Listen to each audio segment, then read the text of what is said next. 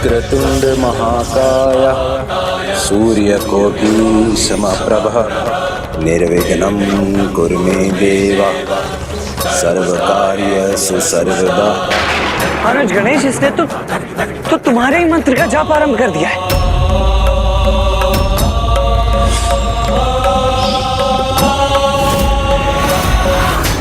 मेरे इस कार्य में विघ्नहर्ता की कृपा से कोई भी विघ्न नहीं होगा। जय विघ्नहर्ता श्री गणेश।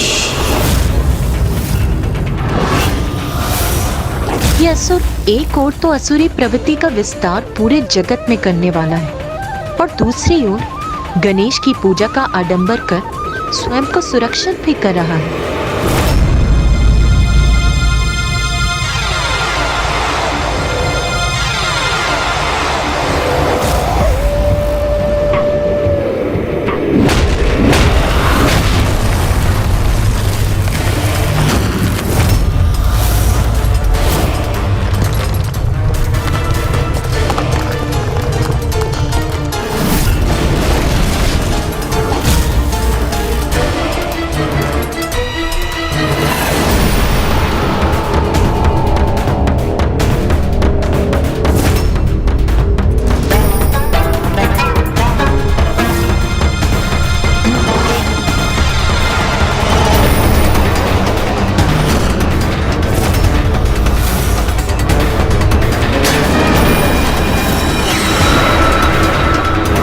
यही से आरंभ होगा मेरा परिवार, मेरा राज्य और कृपा होगी विघ्नहर्ता की, क्योंकि विघ्नहर्ता की कृपा से मेरे कार्य में कोई भी विघ्न उत्पन्न नहीं कर सकेगा।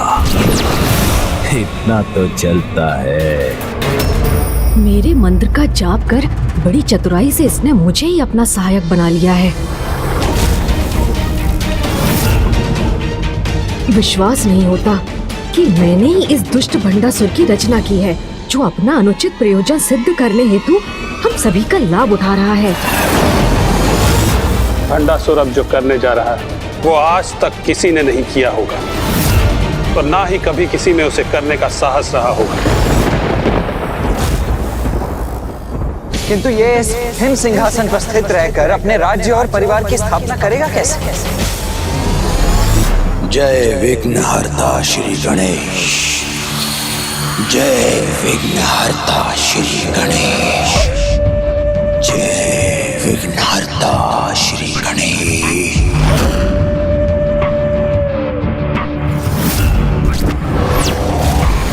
जय विघ्नहर्ता श्री गणेश।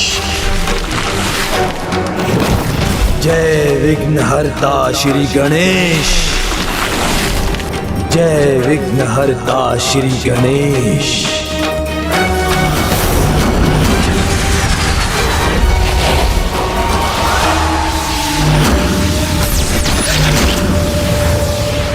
प्रणाम ज्येष्ठ भ्राताश्री।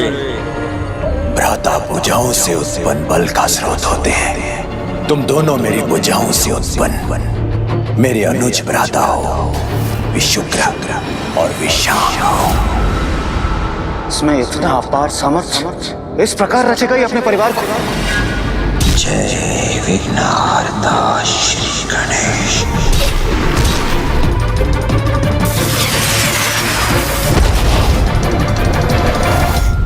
और शक्ति स्वरूपनी बहन से उत्तम रक्षा कवच कहाँ होता है?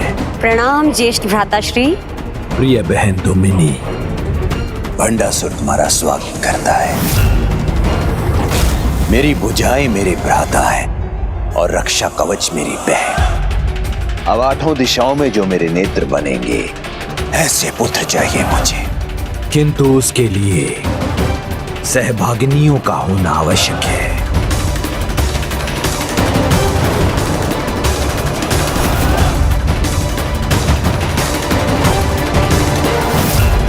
जय विघ्नहर्ता श्री गणेश।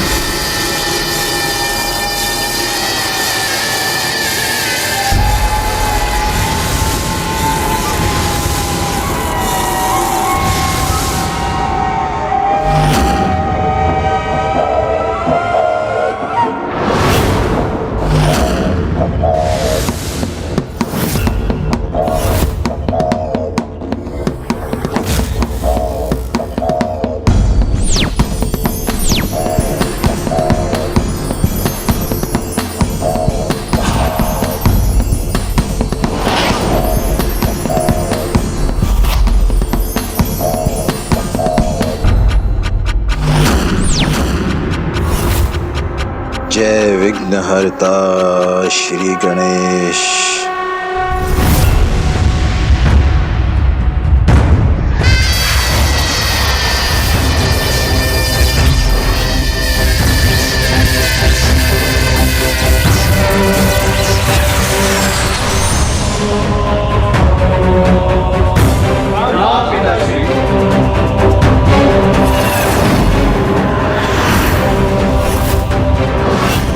मेरे पुत्रों, इंद्र शत्रु, प्रणाम पिताश्री। अमित्राग्न, पराग, विजय श्रुति, मिंदुमय, विभीषण, उग्रकर्म, प्रणाम पिताश्री। उग्र धनवा, आठों दिशाओं में मेरे नेत्र बनोगे तुम। जो आज्ञा पिताश्री। हम महंतम भंडासुर के पुत्र हैं, हम आपको कभी निराश नहीं करेंगे पिताश्री। शीघ्र समस्त दिशाओं में केवल आपका ही एक छत्र शासन होगा।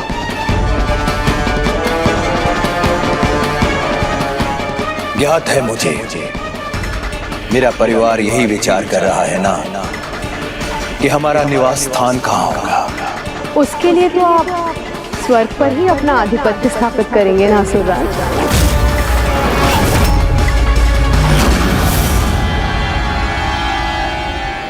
नहीं नहीं नहीं,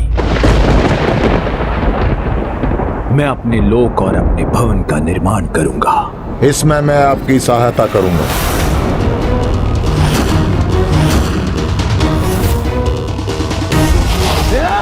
रुको। मेरे भ्राता और मेरे पुत्रों, संयम रखो। आने वाले की पदचाप ही बता देती है कि वो शत्रु है या मित्र।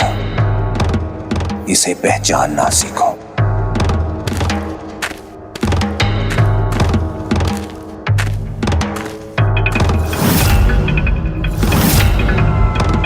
मेरे द्वारा आपकी सभा में हस्तक्षेप के लिए मैं क्षमा चाहता हूं असुरराज, किंतु असुर शिल्पी होने के नाते मेरा यह कर्तव्य है कि मैं नवीन असुर सम्राट की सेवा करूं। भोज आरंभ हुआ नहीं कि भिक्षुक आ गए। इनकी सेवा और सहायता की भला किसे आवश्यकता है?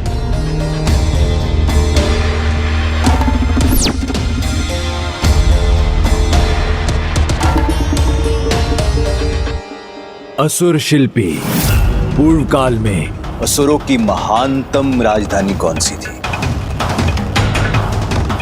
शोणितपुर। शोणितपुर।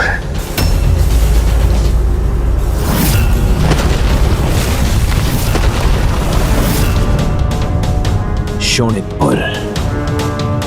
तो फिर विलंब किए बिना ले चलिए मुझे वहां। किंतु असुरराज। किंतु परंतु नहीं, मैं शोणितपुर देखना चाहता हूं।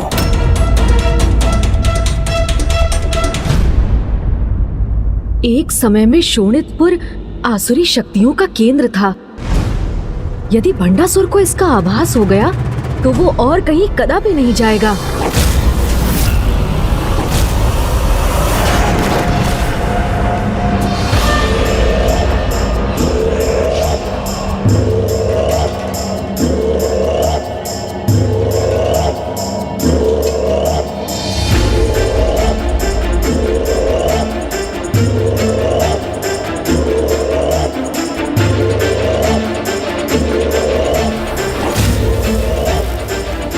कैसा उजाड़ स्थान है। भ्राताश्री, क्या हम यहाँ निवास करेंगे?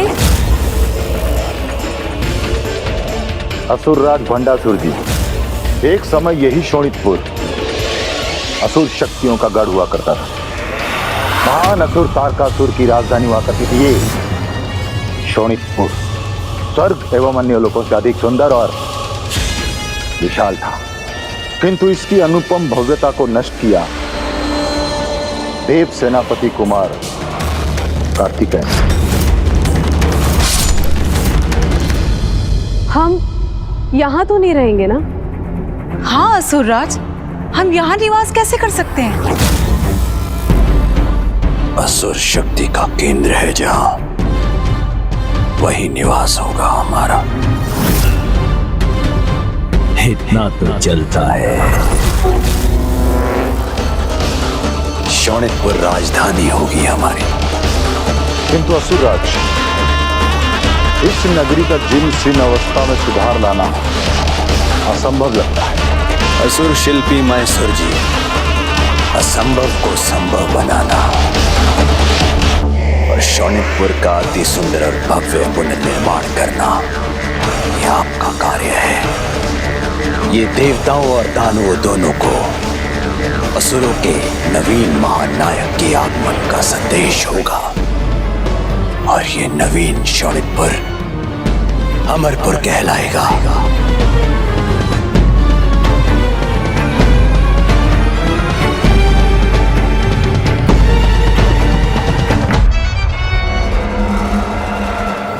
इस असुर ने तो राजधानी हेतु सर्वोत्तम स्थान का चुनाव कर लिया, किंतु वह यह भूल गया कि किसी भी कार्य के प्रारंभ करने हेतु विघ्नहर्ता श्री गणेश जी का नाम लेना अति आवश्यक है। इसलिए उसके मार्ग में विघ्न आना तो अनिवार्य है।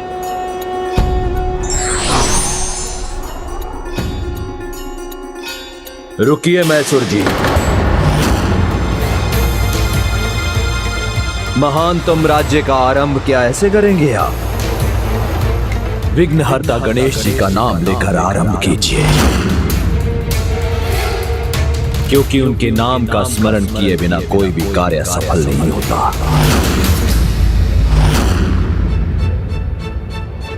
मैसूर जी, रुकिए मत, विघ्नहर्ता गणेश जी का नाम स्मरण कीजिए।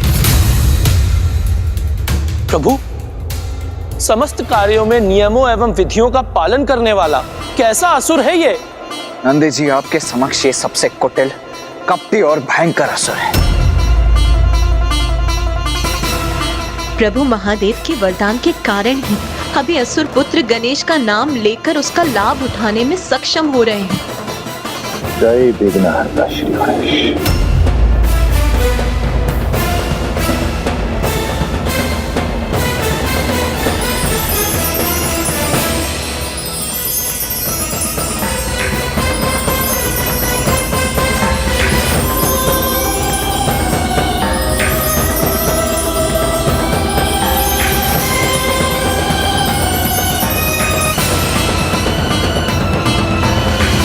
ये जो भी कर रहा है उसमें एक भव्यता है जो किसी भी अन्य असुर ने कभी उत्पन्न नहीं किया, और ये स्वयं हमारे लिए एक बहुत बड़ा विघ्न बनेगा। देवराज, मेरे अनुसार ये मात्र एक भवन या किसी राज्य की राजधानी नहीं है, अपितु ये तो एक नवीन असुर साम्राज्य का आरंभ है।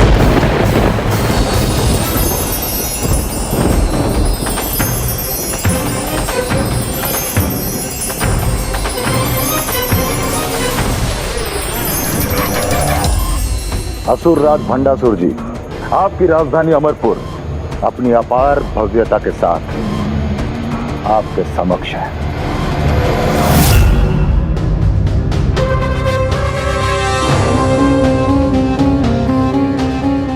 ये हाथ के हथेली के आकार में बना अमरपुर आपके इन शक्तिशाली हाथ का प्रतीक है, जो एक दीर्घ अवधि के उपरांत हम असुरों का उद्धार करेगा, हमें एक नवीन ऊंचाई तक ले जाएगा, क्योंकि आज आपके रूप में पुनः एक महान शक्तिशाली और बलशाली असुर राज का आगमन हुआ है।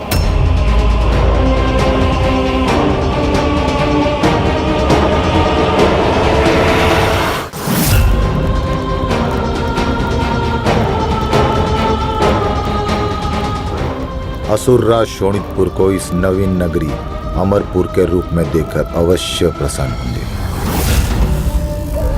ये स्थान भव्य आवश्यक है, किंतु प्राण और शक्ति से विहीन है।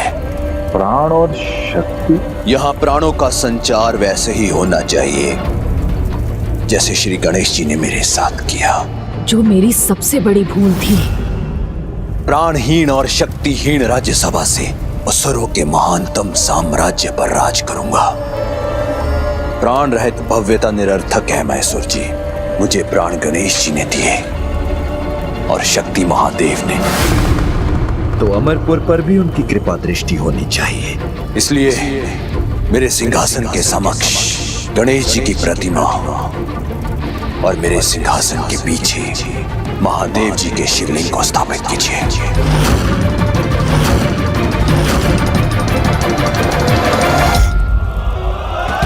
संशय में क्यों है महान असुर शिल्पी मैसूर जी? उन्हें स्थापित भर ही तो करना है। इतना श्रद्धा भाव तो चलता है।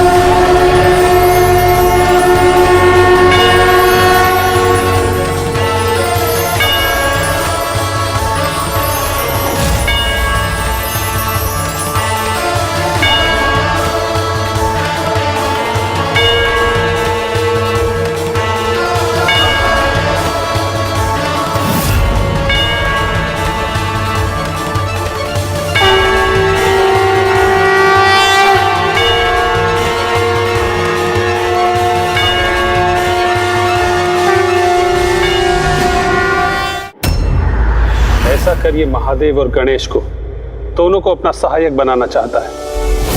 विश्वास नहीं होता। भंडासुर ने स्वयं महादेव को और गणेश जी को अपने भवन में स्थापित किया है।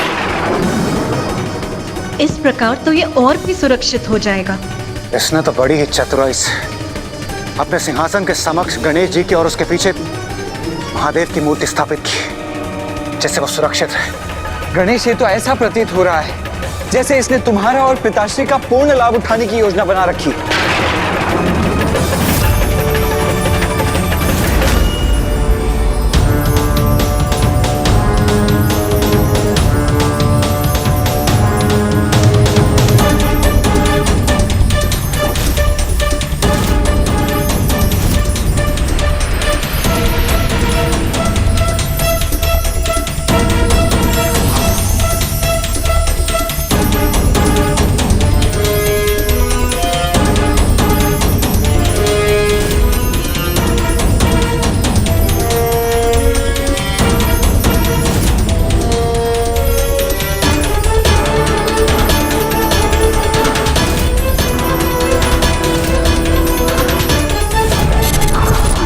जय विघ्नहर्ता श्री गणेश, जय विघ्नहर्ता श्री गणेश, जय विघ्नहर्ता श्री गणेश।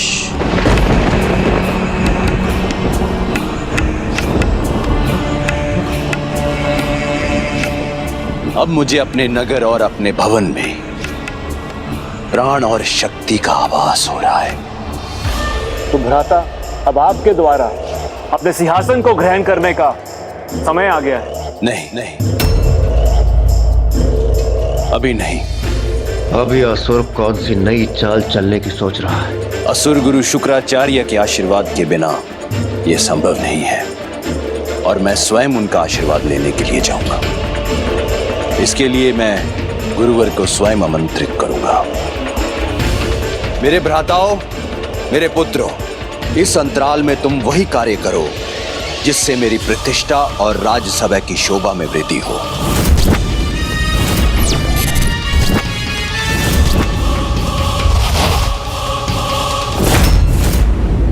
ये भंडासुर ने अपने भ्राता और पुत्रों को कहां भेज दिया? ये कैसी विपत्ति का संकेत है?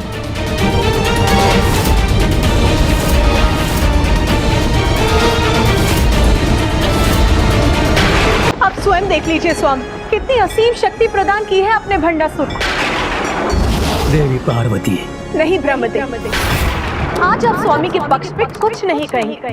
आप और स्वामी समय समय इन असुरों को वरदान प्रदान करते हैं, जिसके कारण हमें अवतार लेकर सृष्टि को इनके दुष्कर्मों से मुक्त कराना होता है।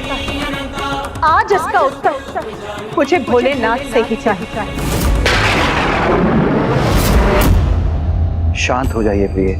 मैंने, ब्रह्मदेव ने, स्वयं आपने भी हमारे ही द्वारा निर्धारित नियमों के अनुसार इस कर्म प्रधान सृष्टि में कभी कभी ऐसे भक्तों को भी उनके कर्म का फल प्रदान किया है जिन्होंने भविष्य में हमारे ही वरदानों का दुरुपयोग करने का संकेत दिया है।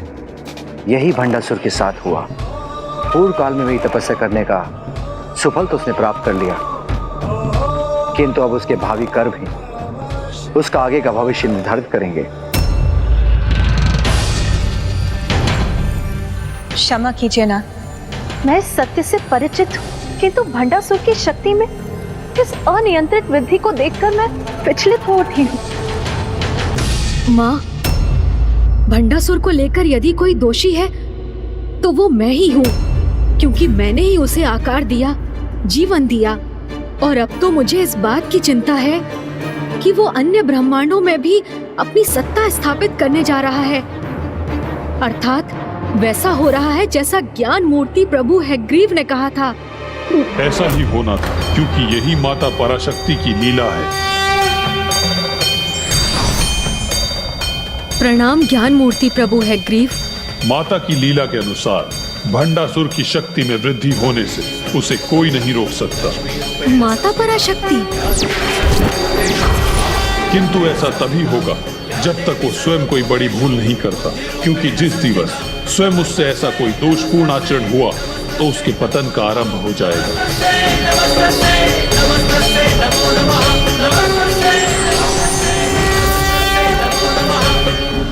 प्रभु, अब हमें आज्ञा दीजिए।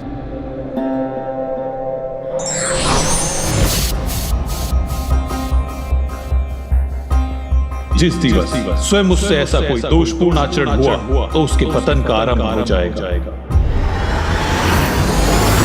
निश्चिंत रहो इंद्रदेव, जब तक आप मेरे अधीन हैं आपका स्वर्ग सुरक्षित है। मेरे भ्राताओं और मेरे पुत्रों, केवल एक स्वर्ग और एक इंद्र से मेरे राजसभा की शोभा नहीं बढ़ेगी, इसलिए विश्राम का समय नहीं है। तुम्हें तो सभी स्वर्गों से उनके इंद्रों को मेरे अधीन करना है। और ये स्वर्ग ही क्यों, ये ब्रह्मांड और ये ब्रह्मांड ही क्यों, अनेकों ब्रह्मांडों में मेरे साम्राज्य का विस्तार करना होगा। मेरे साम्राज्य का विस्तार करना होगा।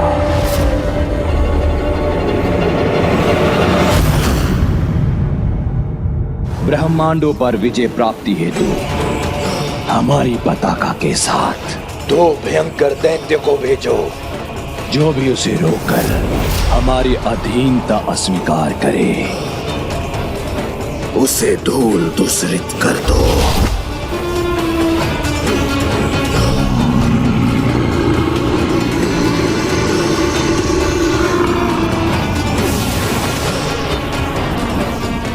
इन ब्रह्मांडों के त्रिदेव, यहाँ तक कि महादेव ही मेरे दैत्य को रोके तो उनसे भी युद्ध करना।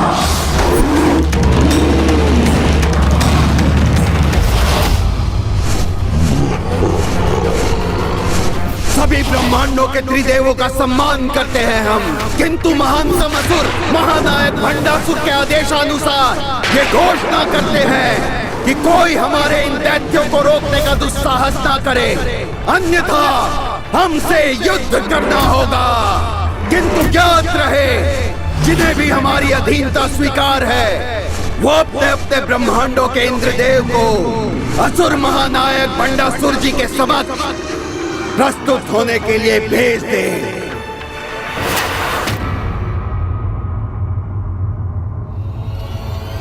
ये क्या, किसी भी ब्रह्मांड के त्रिमूर्ति भंडासुर के दैत्य को रोकने का प्रयास क्यों नहीं कर रहे? सभी ब्रह्मांडों के त्रिदेव हमारे महादेव द्वारा भंडासुर को दिए वरदान का सम्मान कर रहे हैं भैया। किसी भी ब्रह्मांड में किसी ने भी हमारे असुरों को रोकने का प्रयास नहीं किया।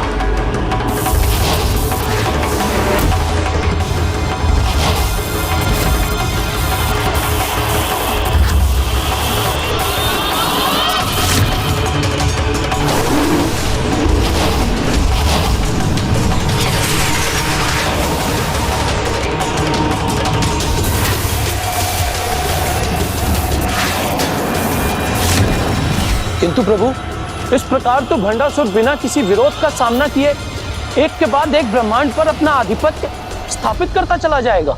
हाँ नंदी जी, भंडासुर की शक्ति में इसी प्रकार निरंतर वृद्धि होगी, क्योंकि अभी उसे रोकने के लिए कुछ नहीं किया जा सकता। किंतु जैसा प्रभु हैग्रीव ने कहा था, मात्र तभी तक जब तक उससे कोई दोषपूर्ण आचरण नहीं होता। असुर महानायक भंडासुर, अब आपको असुर महासभा को संबोधित कर सभी असुरों को उनके महान भविष्य के लिए प्रेरित करना चाहिए।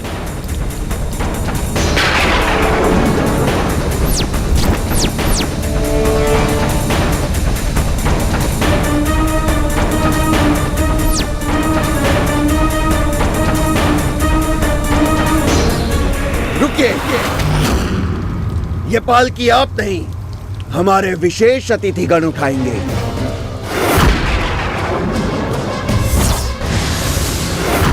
भ्राताश्री, ये भिन्न भिन्न ब्रह्मांडों के इंद्रदेव आज से आपके अधीन है और अब से यही इंद्रदेव आपका भार वहन करेंगे।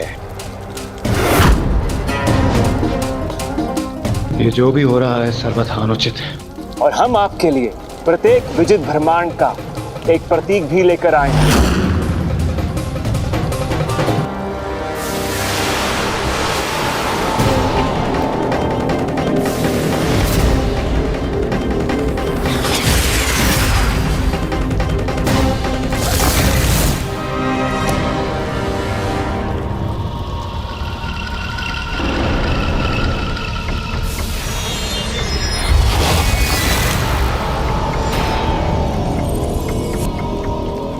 अपनी संपूर्ण प्रजा की महासभा को संबोधित करने के पूर्व ये उपहार प्राप्त करना अत्यंत शुभ है। असुर महानायक,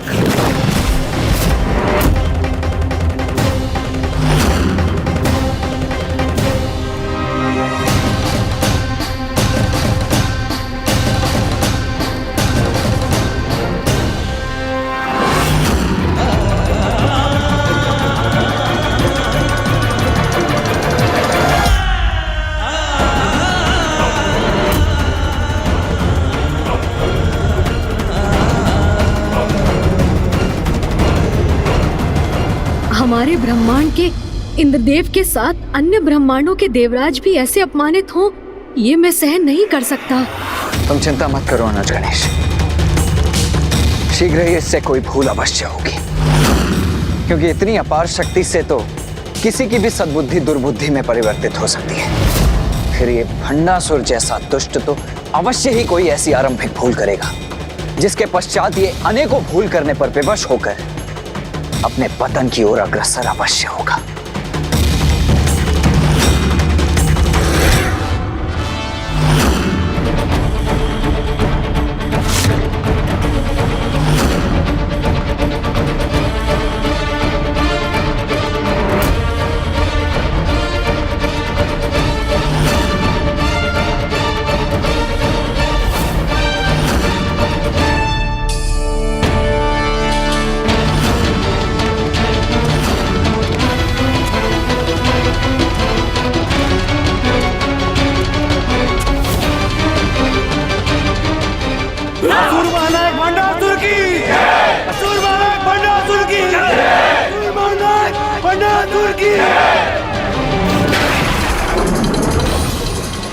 मेरे असुरों, दैत्यों, दानवों और राक्षसों, आपके इस नवीन महानायक की सत्ता के साथ हम असुरों की विजय के नवीन युग का आरंभ हो गया है।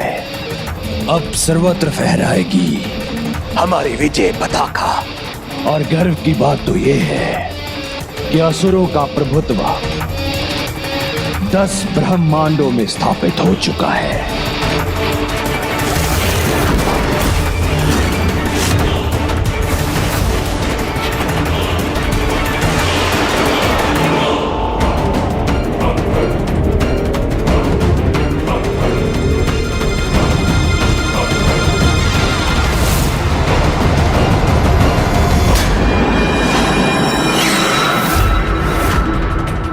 असुर महानायक भंडासुर जी की, असुर महानायक भंडासुर जी की। असुर महानायक भंडासुर जी की।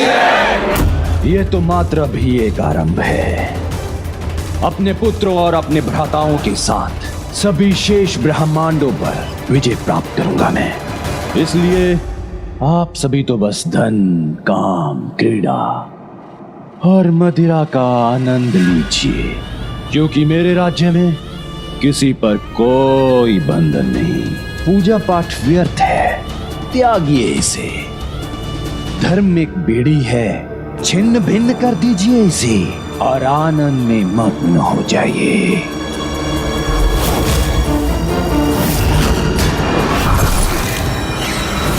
मोह से ही आनंद है। जिस पर भी मोहित हो जाओ, उस पर अपना अधिकार स्थापित करो। लोभ करो और अधिकतम एकत्रित करते जाओ। ईर्ष्या से मिलती है सत्ता। सबसे अधिक तुम्हें ही प्राप्त होना चाहिए। काम रहित सब अधूरा है। जिसके साथ इच्छा हो उसके साथ ही काम का संबंध स्थापित करो। मेरे साम्राज्य में जो इच्छा हो वही करो। सब चलता है।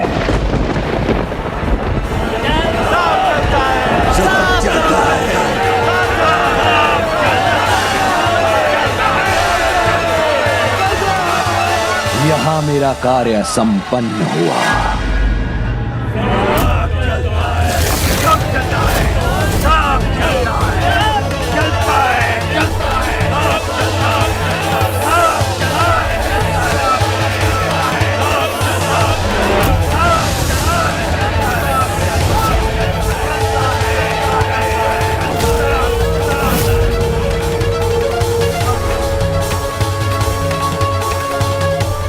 क्या यही इस भंडासुर के अंत का आरंभ नहीं?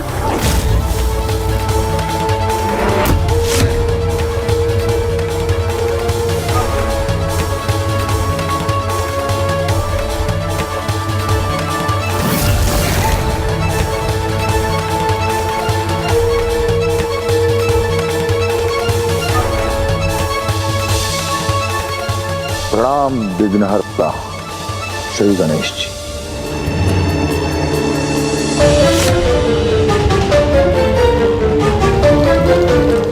बाहर और भीतर के नियम पृथक हैं। यहाँ हमारी इच्छा अनुसार नहीं, जो होगा धर्म अनुसार होगा। वहां बाहर अपनी प्रजा को सब कुछ चलता है कि सीख देकर आया है, और यहाँ भीतर उसके विपरीत आचरण कर रहा है ये दुष्ट। यहाँ कोई भी दोषपूर्ण व्यवहार, अधर्म, पाप कदापि स्वीकार नहीं करूंगा मैं। और मेरे भवन में निरंतर अनुष्ठान का होना अनिवार्य है।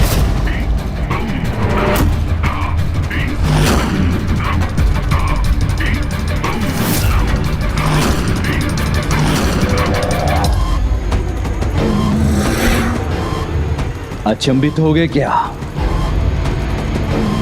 किंतु सत्य तो यही है, धर्म, पूजा पाठ बेड़ियां नहीं, वो पुष्प हैं जो आपके भविष्य का मार्ग सुगम बनाते हैं। आज से हर दिवस 24 घंटे 1,00,000 कुंडीय यज्ञ होगा। प्रतिदिन शिवलिंग का अभिषेक और गणेश जी की प्रतिमा का पूजन भी अवश्य होगा। और पूजा पाठ ही पर्याप्त नहीं, उनका उचित फल तो तभी प्राप्त होगा यदि उनके साथ सभी 16 संस्कारों का भी पालन होगा। बाहर सब चलता है और घर के भीतर इतनी धर्मपरायणता।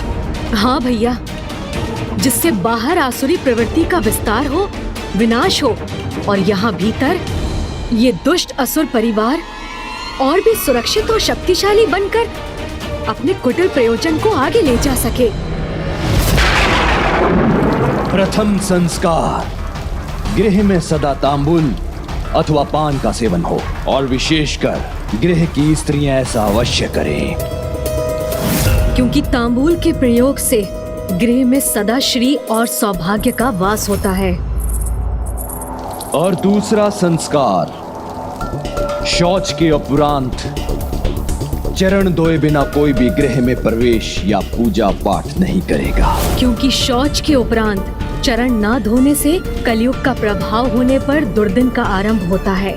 तीसरा संस्कार, गीले चरण लेकर कभी निंद्रा हेतु शैया पर नहीं जाना, क्योंकि इससे कुविचारों को प्रोत्साहन और दरिद्रता को आमंत्रण प्राप्त होता है। और चौथा संस्कार, निर्जन स्थान पर कभी अकेले निंद्रा नहीं करना। इस संस्कार के पालन से शत्रुघात का भय क्षीण होता है। और पांचवा संस्कार, गृह में सेवक, प्रहरी अथवा छात्र को आवश्यकता से अधिक निंद्रा लेने की छूट नहीं होगी, क्योंकि प्रहरी और सेवक निद्रा में रत रहेंगे तो गृह की सुरक्षा क्षीण होगी, कार्य पूर्ण नहीं होंगे। और छात्र अधिक समय निद्रा का सेवन करेंगे तो विद्या अर्जित नहीं कर सकेंगे। और छठा संस्कार, पूर्ण रूप से अंधकारमय कक्ष में कभी निंद्रा नहीं करना, क्योंकि ऐसा करने से अंधकारी शक्तियां का प्रभाव नहीं होता। और सातवां संस्कार, कभी भी शमशान भूमि में निंद्रा नहीं करना, क्योंकि शमशान में निद्रा करने से व्यक्ति स्वयं को नकारात्मक ऊर्जाओं से प्रभावित होने का अवसर प्रदान करता है। आठवां संस्कार, अपनी शैया पर कभी भोजन नहीं करना, क्योंकि ऐसा करने से अस्वस्थता एवं मृत्यु का योग बनता है।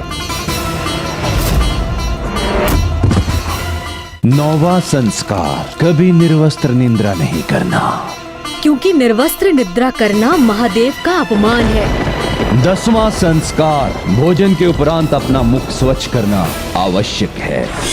ऐसा करने से अस्वस्थता उत्पन्न करने वाले कीटाणु और जीवाणु शरीर में प्रवेश नहीं कर पाते। और 11वां संस्कार, उत्तर दिशा में शीश कर कभी निंद्रा नहीं करना, क्योंकि ऐसा करने से चरण दक्षिण दिशा में हो जाते हैं। जो दक्षिण में वास करने वाले हमारे पूर्वजों एवं काल भैरव जी का अपमान है। जिनके कोप का परिणाम मृत्यु नहीं हुआ तो मानसिक संतुलन खोना तो अवश्य होता है। और 12वां संस्कार, अपना शीश कभी भी पश्चिम दिशा में रखकर निंद्रा नहीं करना, क्योंकि पश्चिम दिशा में शीश रखकर निद्रा करने से चिंताओं में वृद्धि होती है। और 13वां संस्कार, छात्र पूर्व दिशा में ही शीश रखकर निंद्रा करें, क्योंकि पूर्व में शीश रखकर निद्रा करने वालों को ज्ञान और विद्या सहज प्राप्त हो जाते हैं। और 14वां संस्कार, छात्रों के अतिरिक्त अन्य सभी दक्षिण में ही शीश रखकर निंद्रा करें, क्योंकि दक्षिण में शीश कर निद्रा करने वालों को धन, विद्या, यश, स्वास्थ्य, दीर्घायु सभी प्राप्त हो जाते हैं। 15वां संस्कार, निद्रा करते समय कम से कम 1 प्रहर सर्वप्रथम दाहिनी ओर मुख कर निद्रा अवश्य करें, क्योंकि ऐसा करने से गहरी निद्रा का सुख प्राप्त होता है और गहरी निद्रा प्राप्त करने वाला सदा सुखी रहता है। और अब 16वां संस्कार, सभी को ही ब्रह्म मुहूर्त में ही जागृत होना होगा, क्योंकि ब्रह्म मुहूर्त में प्राण वायु का प्रवाह होता है।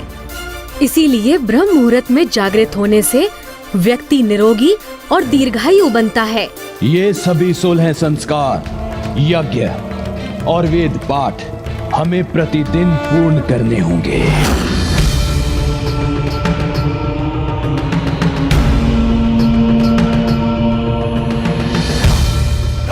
मुझे इसे धर्म पथ से भटकाने के लिए कोई उपाय तो सोचना ही होगा।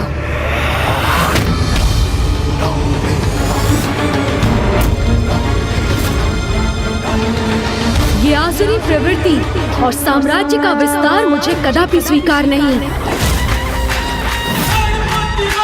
मैं भंडासुर को एक के बाद एक अनेकों ब्रह्मांडों पर विजय कदापि प्राप्त नहीं करने दूंगा।